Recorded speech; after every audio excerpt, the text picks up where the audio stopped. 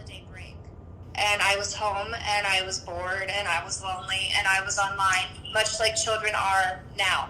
Alicia Kozakevich was only 13 years old when she was kidnapped by a man she met online. Spotlight on America first met Alicia in New York last year while investigating the increasing amount of child sexual abuse happening online and the ways predators target kids. He was going to kill me. Her disappearance set off a massive 4-day nationwide search while Scott Tyree kept Alicia chained to the floor at his home in Virginia. He had been live streaming what he was doing to me online, and they turned on the computer.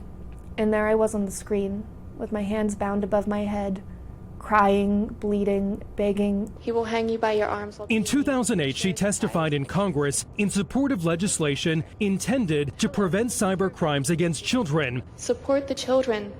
Save us from pedophiles. The bill became law, but since then the problem has only gotten worse, with a big spike during the coronavirus pandemic. In April, for example, the National Center for Missing and Exploited Children received more than 4 million reports of online sexual exploitation of children, 4 times as many as last April. I don't think most people have any idea of just how big a problem it is. Companies like Facebook, Google, Twitter, and Dropbox are legally required to report images of child sexual abuse on their platforms. Research published by the National Center for Missing and Exploited Children says the creation and distribution of child sexual abuse imagery is exceeding the capabilities of officials to take action. A network of 61 law enforcement task forces nationwide is trying to keep up. If we don't bring a case to fruition today, these children are still being victimized. Despite the proliferation of abuse reports, we discovered federal funding for units like this one